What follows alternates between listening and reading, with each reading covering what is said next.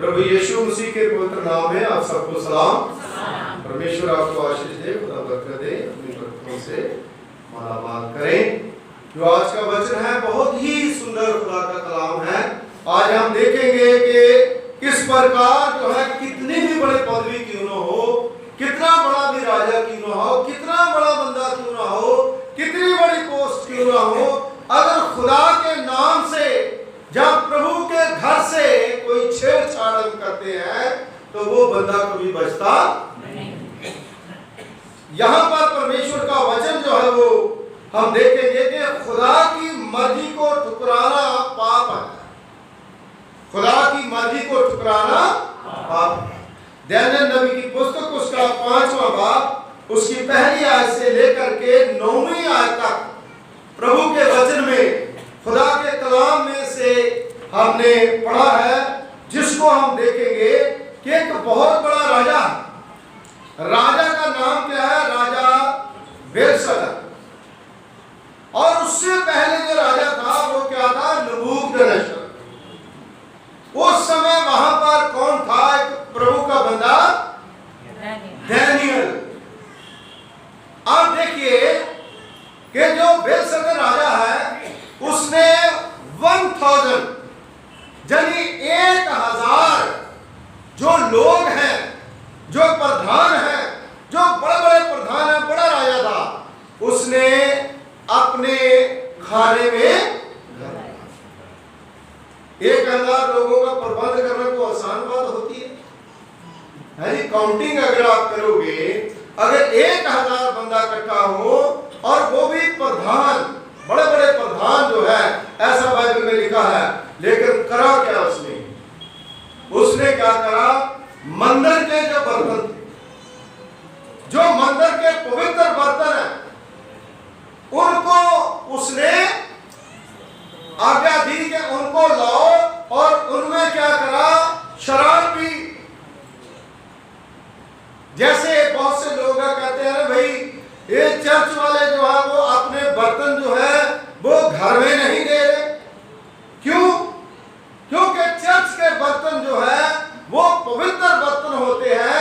जब पवित्र बर्तन जो है आप अपने घर में जाओगे तो वहां पर बंदगी के बाद जब पादरी चला जाएगा उसके बाद उन्हीं बर्तनों में अगर कोई शराब पिए तो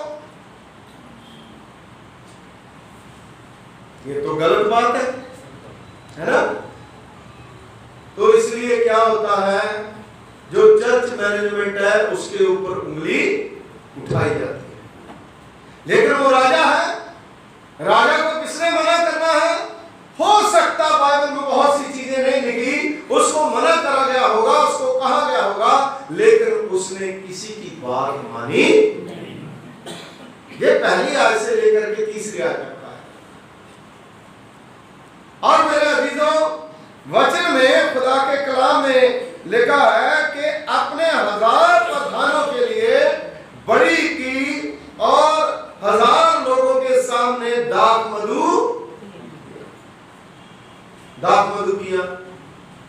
और वहां पर लिखा है, दाख मधु पीते पीते बेलशस्सर ने आज्ञा दी कि सोने चांदी के जो पात्र मेरे पिता नबूकदनेस्सर ने यरूशलेम के मंदिर में से निकाले थे उन्हें ले आओ कि राजा अपने प्रधानों और रानियों और रखेलियों समेत उनमें से पिए। तब जो सोने के पात्र यरूशलेम में परमेश्वर के भवन के मंदिर में से निकाले थे वे लाए गए और राजा अपने प्रधानों और रानियों और रखेलियों समेत उनमें से पीने लगा। कोई परवाह नहीं खुदा की है,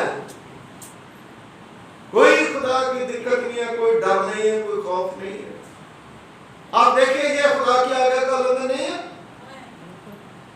ये प्रभु की आज्ञा का उल्लंघन नहीं है। आपको पता मतलब जिंदगी में, जीवन में अच्छा क्या है, बुरा क्या है, वो खुदा ने हमें समझ दी है। हम क्या करते हैं क्या नहीं करते वो हमें सोचना चाहिए, खुद सोचना चाहिए कि हम किस तरह से हम परमेश्वर में, खुदा में अपने आप को रखते हैं। सब ध्यान इधर दीजिए प्लीज। मेहरबानी से आप खुदा के कलाम को सुनिए, आप नहीं तो भूल जाएंगे। और ये राजा जो है इसने खुदा की मर्जी को टाल दिया और परमेश्वर की मर्जी को इसने इग्नोर कर दिया और अपनी मर्जी जो है वो करी, और जो उसने मस्ती वहां पर करी थी उस मस्ती का खामियाजा उसे भोगना पड़ा। अरे भाई वो तो उसने करा, उन बर्तनों में सारी उसने जितनी मतलब ऐशपरस्ती थी उसने करी, लेकिन उसके बाद चौथी आयत में क्या लिखा है, वे दाख मधु पी करके सोने चांदी पीतल लोहे काठ और पत्थर के देवताओं की स्तुति कर ही, फिर उन्होंने खुदा को छोड़, जबकि बाइबल में लिखा है मुझे छोड़ तू और किसी की पूजा, उन पवित्र बर्तनों को छुआ, उसमें शराब पी, अपने रंग रलियां बनाई, और उसके बाद क्या करा, उन्होंने वर्शिप करनी शुरू कर दी दूसरे देवी देवताओं की, जो खुदा ने उन्हें मना करा था। उनके जो उनकी जो व्यवस्था थी उसके मुताबिक उन्होंने सारी व्यवस्था को ताड़ करके रख दिया, जबकि वचन में लिखा है मेरी व्यवस्था तेरे चित्त में से कभी उतरने ना पाए। देखिए क्या हमारी जिंदगी में कभी ऐसा तो नहीं हो गया जो हम बड़े दुख में परेशानी में हैं? क्या हमारी लाइफ में कभी ऐसा तो नहीं हो गया है ना, वो वहां से को भाग के आए, यहां से ऊपर चढ़े, यहां पर आकर के कोई गड़बड़ करे, पादरी साहब के कपड़े खींचे, वो वहां पर उस समय ऐसा हुआ। और जब ऐसा हुआ और वचन में खुदा के कलाम में लिखा है परमेश्वर ने दखलंदाजी करी, खुदा ने दखलंदाजी करी। जब कोई मानता नहीं है तो कौन दखलंदाजी करता है? खुदा ने। और वचन में 5वीं आयत से लेकर के अगर हम 6 आयत तक पढ़े दानियल की पुस्तक उसका 5वां बाब, तो खुदा के कलाम में प्रभु के वचन में लिखा है 5 और 6 में कि परमेश्वर जो है उसका विरोध करने लगा। खुदा ने कैसे विरोध जताया? और प्रभु के वचन में 5वें आयत में लिखा है कि उसी घड़ी मनुष्य के हाथ की सी एक उंगलियां निकल करके दीवट के सामने राजमंदिर की भीत के चूने पर कुछ लिखने लगी, और हाथ का सा जो भाग लिख रहा था वह राजा को दिखाई, उसी को दिखाई दिया जो सबसे बड़ा अपराधी था, जिसने सारा अरेंजमेंट किया। ले भाई, और ऐसे मतलब यहां पर हम प्रीच कर रहे हैं, वहां पर आप बैठे हो, अगर कोई गड़बड़ी हो रही है तो खुदा अपना हाथ जो है वो बढ़ाता है, वो दीवार पर लिख देता है, ये गलत है। और वो जो लिखा है वो कहां है?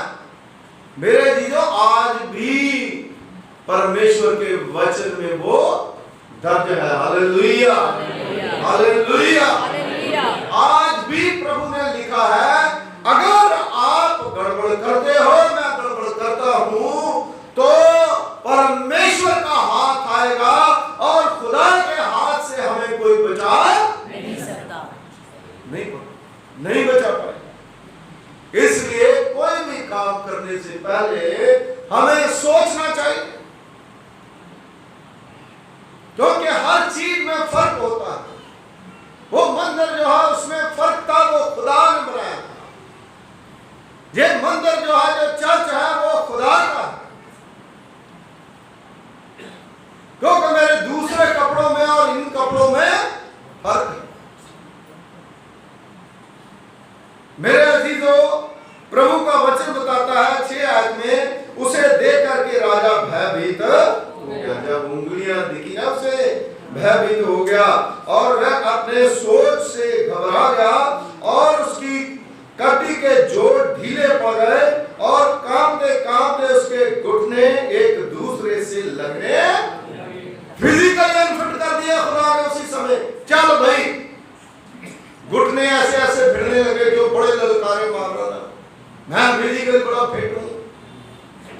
तो खुदा ने उसी समय सारा कुछ उसका डाउनफॉल कर दिया।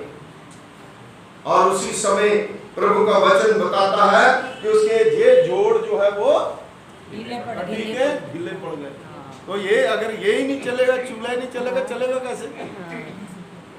है ना? अगर चलने लगा तो घुटने ऐसे हो गए थे, ऐसे ऐसे कर चलने लगा भाई, है ना? अरे इतना बड़ा तेरा जाहो जलाल और तू खुदा के साथ पंगा ले रहा भाई। खुदा के साथ, प्रभु के साथ हमें कभी भी छेड़छाड़ नहीं करना। इसीलिए हम पीछे चले जाते, इसीलिए हम कमजोर हो जाते हैं। हम गीत नहीं गाते, मेरा जोर बन जाओ खुदा बना खुदा, हालेलुया, ना मेरा जोर बन जा खुदा। देखो खुदा को जब भूल गए तो पता नहीं खुदा कहां से कैसे हमें। इसलिए मेरे अजीजों, प्रभु का वचन बताता है कि ये चीजें जब हुई तो खुदा ने दखलंदाजी करी। अभी तो क्या हुआ, खुदा ने कुछ नहीं कहा, सिर्फ उंगलियां लिखती हुई दिखाई। अभी उसको को डंडा नहीं मारा, उसको तो कुछ नहीं करा, उसको आगे बाहर नहीं निकाला, उसको कोई बात नहीं करी, क्योंकि खुदा जो है वो बोलता नहीं है, फिर खुदा एक्शन है। तो इसलिए मेरे बहनों, मेरे भाइयों, जब हम खुदा को ठुकराते हैं, अपनी मर्जी करते हैं, तो खुदा जो है वो दखलंदाजी जरूर करता है। उसके बाद आप देखिए 7वीं आयत से लेकर के आगे जब हम पढ़ते हैं तो परमेश्वर जो है किस तरह से काम करता है, किस तरह से खुदा जो है वो नाश की घोषणा करता है। जब हम परमेश्वर की मर्जी को टाल देते हैं तो फिर बहुत कुछ जो है वो हो जाता है। तब राजा ने ऊंचे शब्द से पुकारा। जब कोई मरता है ना, फिर कहते हैं किसी ने कुछ कर दिया, भूत आ गए मेरे ऊपर, मैं रात सोता मुझे नींद नहीं आती, है ना, पता नहीं क्या हो रहा। अरे भाई कुछ नहीं हो रहा, तुमने जो करा है उसी की सजा जो है वो मिल रही है। राजा जो है जब बूढ़ा हो गया, जब उसके जोड़ हिल गए और उसके बाद कह रहा अरे क्या हो रहा है ये, तो उसने क्या करा, उसने जोर से, मतलब जो शोर बड़ी वाणी से उसने पुकारा। और 7वीं आयत में लिखा जब पुकारा तो उसने कहा तंत्रों को बुलाओ, काफियों को बुलाओ, होनहार को बुलाओ, उनको हाजिर करो मेरे सामने, पंडितों को पास जाओ, कई कुछ करो, मैं इनको सोना दूंगा, उसके गले में हार डाल दूंगा, कोई ना कोई मुझे ठीक कर दो। क्योंकि तांत्रिक जो है उनके पास ही प्रेर है। राजा जो है मुझे कोई हील करे, मैं मर रहा हूं। अरे भाई जब तुम उल्ट काम कर रहे थे तब तो तुम्हें समझ नहीं लगी, तूने इतना खुदा ने तुम्हें दिया और उसके बाद तुम ये गड़बड़ कर रहे। और प्रभु के वचन में लिखा है कि उसने, राजा ने कहा जो कोई वह लिखा है उसको पढ़ करके उसका अर्थ समझाए तो बैंगनी रंग का वस्त्र और उसे गले के सोने का कंठमाला पहनाई जाएगी और मेरे राज्य में तीसरी प्रभुता, तीसरे नंबर का, जैसे आजकल नहीं कहते एक तो सीएम साहब है और दूसरा जो है वो कहते हैं कि क्या बना देंगे, वाइस प्रेसिडेंट, डिप्टी सीएम, आधा सीएम 2 भी बना सकते हैं, है ना, 3 हो जाएंगे, है ना। ऐसे मतलब पॉलिटिकली जो है वो उनको लभाने लगा, फिर किसी भी तरह से मुझे ये आराम मिल जाए। लेकिन खुदा का गुनाह करा है, खुदा ही माफ कर सकते, उसके सिवा कोई भी नहीं कर सकता। इसलिए खुदा का भय मानना जो है वो बुद्धि का, उसके अंदर खुदा का भय नहीं था। और प्रभु का वचन जो है, खुदा का कलाम यहाँ पर बताता है कि वो ऐसे करके बोलने लगा। तब राजा ने सब पंडित लोग भीतर आए, परंतु लिखा हुआ को ना पढ़ सके और ना राजा उसका अर्थ समझ। कोई तांत्रिक, कोई कुछ भी, अगर खुदा ने, ये खुदा की वाणी है, कितना भी बड़ा बुद्धिमान क्यों ना हो, अगर खुदा का बंदा नहीं आ तो खुदा के कलाम को कभी समझ नहीं सकता।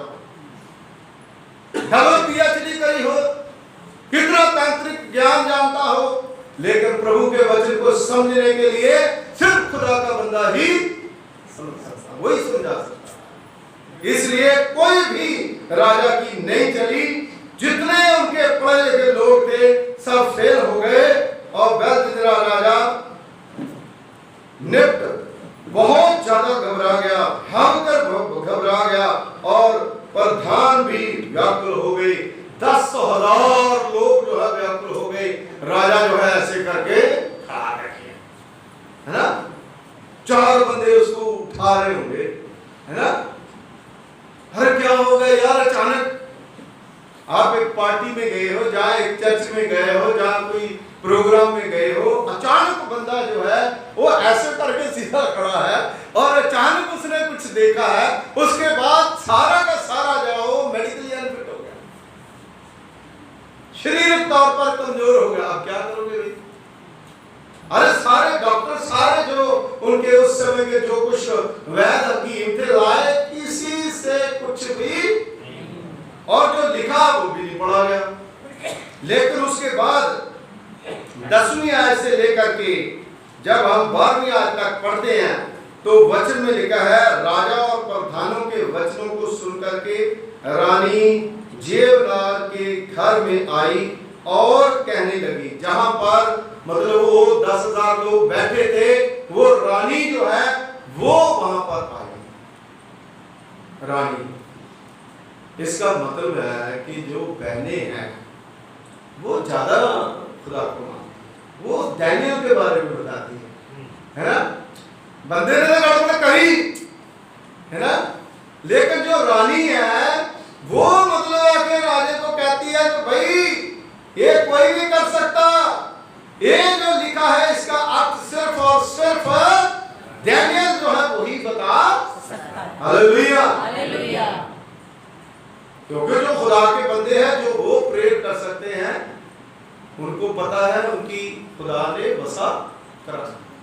आप लोग भी प्रेयर कर सकते हैं, लेकिन जब आप खुदा से दूर चले जाएंगे, अपनी बारे में सोचेंगे, खुदा की मर्जी को नहीं आप अपनाएंगे, उस समय बहुत बड़ी गड़बड़ हमारी जिंदगी में। देखिए वचन में लिखा है वो राजे से भीख मंगवा देता है, राजा भी भिखारी बन गया।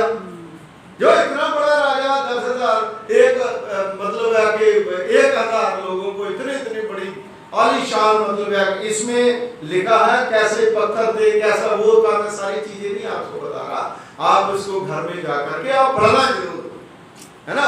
आपके मन में कोई सवाल हो तो मुझे फोन करके पूछना कि किस तरह का वो राजा था, लेकिन असहाय बन गया 1 मिनट में। इसीलिए खुदा कहते हैं ना कि खुदा की मर्जी के बगैर आप एक कदम भी चल गिर जाओ। खुदा की मर्जी को आप जो है वो पूरा करेंगे।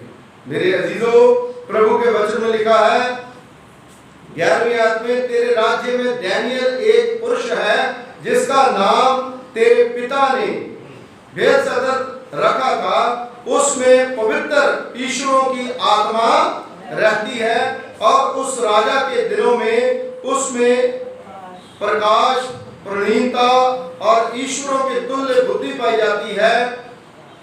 और हे राजा, तेरा पिता जो राजा था उसने उसको सब ज्योतिषियों, तांत्रियों, कस्तियों और होनहार बताने वालों का प्रधान ठहराया। दानियल जो है उसको इन सारों का बाप जो है नियुक्त किया था, क्योंकि वो प्रभु का बंदा था, उसके अंदर प्रभु की आत्मा काम करती थी, क्योंकि उसमें उत्तम आत्मा ज्ञान और प्रवीणता और स्वप्नों का फल बताने और पहेलियां खोलने और संदेह दूर करने की शक्ति पाई जाती है। इसलिए अब दानियल बुलाया जाए। हालेलुया। अब सारा कुछ खत्म हो जाता, उस समय खुदा के बंदे को बुलाया, है ना। तो खुदा का बंदा तो हर जगह, वो पैदा हो गया तो खुदा का बंदा, शादी होगी तो खुदा का बंदा, मुश्किल आ गई तो खुदा का बंदा, है ना, मर गए तो खुदा का बंदा। मतलब खुदा के बंदे जो है उनका काम जो है वो हमें उन्होंने पहले नजरअंदाज कर दिया, लेकिन जब पूरी तरह से उनका जीवन जो है वो बिल्कुल बेकार हो गया, उस समय खुदा के बंदे को बुलाया। और किसके कहने पर? उस बहन के कहने पर। मेरे अजीजों, अगर उस बहन की बात आज भी जो बंदे गड़बड़ करते हैं उनको अगर उसकी वाइफ जो है वो सही सलाह देती है, सही डिसीजन कहती है, उनको उनकी बात मान लेनी चाहिए, क्योंकि बहनें जो है उनके अंदर कोई ताकत होती है ना, वो हमेशा अच्छी बात बताएंगे। हो सकता है उसने पहले भी कहा हो, लेकिन राजा मानता नहीं, राजा तो राजा मानता नहीं, लेकिन उसकी वाइफ जो है उसने विश्वास करा था कि यही बंदा जो है वो सारा कुछ करने की ताकत, ये खुदा का बंदा, खुदा ही जो है वो सब कुछ करेगा। इसलिए मेरे अजीजों, खुदा का कलाम बताता है कि डैनियल जब आया तो डैनियल ने कहा कि तेरे से पहले राजा नबूकदनेस्सर जो था, मैं पढ़ूंगा नहीं, उसने भी गड़बड़, उसने भी बर्तनों के साथ गड़बड़ करी, वो गधे की तरह, पशुओं की तरह घास चरता, तो क्या फायदा? खुदा जो है वो हमें हरी हरी चराइयों में जरूर थे, इसमें वो सुखदायक जल के झरनों के पास। जब ये सारा कुछ हमारे पास है तो उसके बाद अगर हम खुदा की मर्जी को न माने तो फिर तो खुदा नाराज हो जाता। इसलिए मेरे अजीजों, मैं आज इसी वचन के ऊपर ही आपको बता रहा हूं कि परमेश्वर जो है, खुदा जो है, ये चाहता है कि हम खुदा की मर्जी को पूरा करें।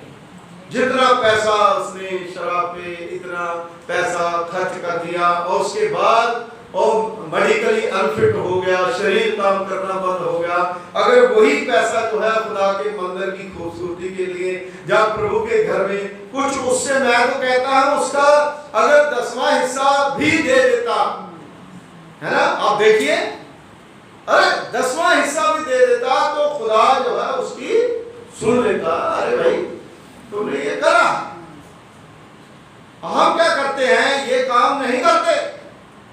हम सोचते हैं कि पता नहीं क्या हो जाएगा, क्या नहीं हो जाएगा, उसके बाद देखो उसका सारा कुछ जो वो खत्म हो गया।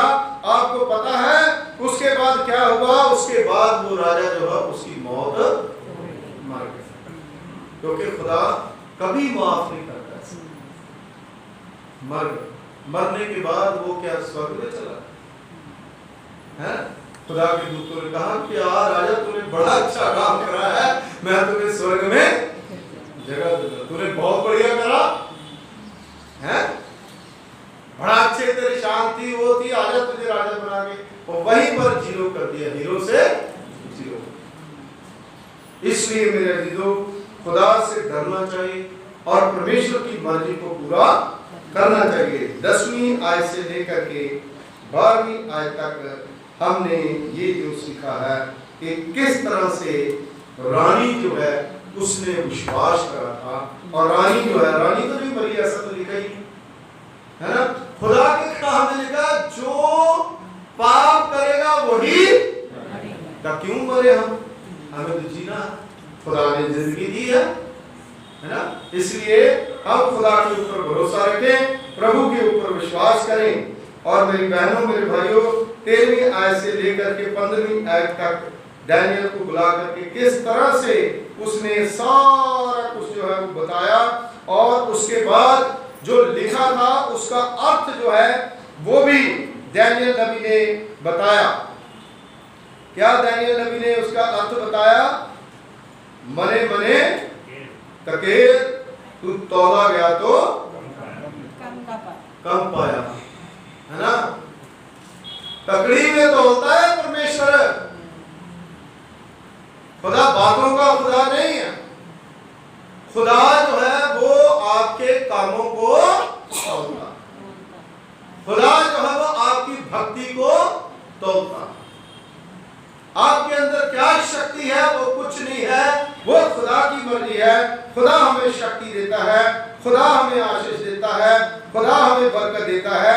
इसलिए मेरी बहनों मेरे भाइयों 24वीं आयत से लेकर के आप पढ़ें तो वचन में इस प्रकार खुदा के कलाम में लिखा 21वीं आयत में 26वीं आयत में इस वाक्य का अर्थ ये है, मने अर्थात परमेश्वर ने तेरे राज्य के दिन गिन करके उसका अंत कर लिखा। क्या था? हाथ से लिखा था तेरी मौत, राजा को लिखा था तेरी मौत है, अब तू नहीं बचेगा, तूने वो करा है जो कभी किसी को करना, तूने खुदा के घर का गुनाह करा। और यहां पर परमेश्वर के वचन में इस प्रकार लिखा है, उसने लिखा कि देख ये तेरी मौत है। और जो शब्द लिखे गए हैं मने मने तकेल और उपरसी, इस वाक्य का अर्थ है मने अर्थात परमेश्वर तेरे राज्य के दिन गिन करके उसका अंत किया। भाई आप तो मरा, उसका राज्य भी खत्म हो गया। तकेल तू मानो तराजू में तौला गया और हल्का पाए, है ना। इसलिए लिखा है प्रेस अर्थात तेरा राज्य बांट करके मादियों और फारसियों को दिया। सारा कुछ जो है वो बढ़ गया, सब कुछ खराब, हर अच्छा चल रहा चीज है उसको बिगाड़ने की कोशिश।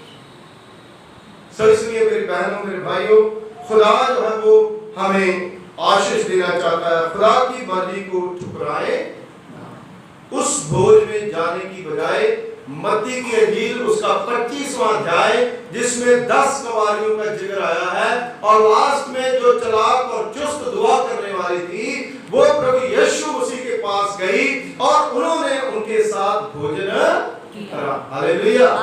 और दूसरी जो मूर्ख थी उनको कहा जो बदकारो मैं तुम्हें जानता हम इसमें हमें उन लोगों में रहना है जिन लोगों की बत्तियों में, जिन लोगों के दियों में तेल है। इसलिए टाइम से खुदा के घर में आए, टाइम से अपना प्लाज दें, अपनी आमदनी जो है उसमें से खुदा के लिए निकालें और परमेश्वर की मर्जी को पूरा करें। खुदा के घर के साथ कभी छेड़छाड़ ना करें, क्योंकि प्रभु का वचन बताता है कि खुदा की मर्जी को ठुकराना ही पाप है। और उसने ऐसा पाप करा कि उसकी मौत का फरमान जो है खुद खुदा ने लिख दिया, सिर पर राजे को ही दिखाई दिया। हाँ, उंगलियां राजे को दिखाई, शैतान जो है वो हमें अंदर कर। इसलिए मेरी बहनों मेरे भाइयों अगर हम अपनी और अपने परिवार की, अपने बच्चों की, अपने काम की सुख शांति चाहते हैं, अपना जीवन जो है प्रभु के साथ चलाना चाहते हैं, तो हमें खुदा की मर्जी को पूरा करना बहुत ही जरूरी है। अपनी जिंदगी में ऐसा काम ना करें जिस काम की वजह से मेरे जीजों कई बार हमने ये कई उदाहरणें, कई चीजें सुनी हैं। जो लोग जो है छोटी छोटी जो जगहें बनाते हैं, कहीं पर पेड़ बना लिया, कहीं पर कुछ बना लिया, मैं बुराई नहीं कर रहा। आप देखिए कई लोग उस पर बिलीव करते हैं कि इनकी तरफा आपने थूक दिया या कोई यूरिन कर दिया तो आपको कोड़ पड़ जाएगा, आपको ये होगा। उन लोगों का बिलीव है, लेकिन हमारा जिंदा खुदा, जिंदा परमेश्वर है, उस परमेश्वर के ऊपर विश्वास करें, खुदा यीशु मसीह के ऊपर विश्वास करें, जो हमारा खुदा जीनी आसमान और पेड़ पौधे सब कुछ बनाने वाला परमेश्वर क्रिएटर है, जिसने हमें बनाया है, उस पर विश्वास करें। और खुदा दुनिया की हर चीज जो है आपके पीछे आकर के आपको देने के लिए तैयार है। हालेलुया। आइए अपनी आंखें बंद करें, अपने सरों को परमेश्वर की पवित्र पाक हजूर में झुकाएं और प्रार्थना करें। खुदावंद हमारे सर्वशक्तिमान पिता परमेश्वर को आसमान और जमीन के खालिक मालिक, तेरा धन्यवाद करते हैं, तेरा शुक्रिया अदा करते हैं। कि तूने अपनी महान कृपा, महान फजल के द्वारा ये होने दिया कि प्रभु जी हम आपके पाक घर में आ सके, आपकी महिमा कर सके, आपकी स्तुति कर सके। आप स्तुति और महिमा के योग्य परमेश्वर, सचमुच प्रभु पिता परमेश्वर जी, जितने भी आपके बेटे और बेटियां प्रभु जी आपके घर में आए हैं, आप इन्हें ब्लेस करें, इन्हें बरकत दें, इनकी योजनाओं को प्रभु यीशु मसीह के नाम में पूरा करें। आज का पूरा दिन हमारा उठना, बैठना, चलना, फिरना, बोलना, चलना, खाना, पीना, ये सारा कुछ खुदावंद आपकी पाक मर्जी के मुताबिक हर एक को ब्लेस करें। जो वचन सुना है, इस वचन के द्वारा हमारे अंदर डर पैदा करें, ताकि हम खुदा से डरते और कांपते हुए प्रभु के घर में आए और प्रभु के हर काम में खुदावंद नेगेटिव नहीं बल्कि पॉजिटिव हों और प्रभु की महिमा करें। यीशु के नाम से मांगते हैं, आमीन। Hallelujah, hallelujah.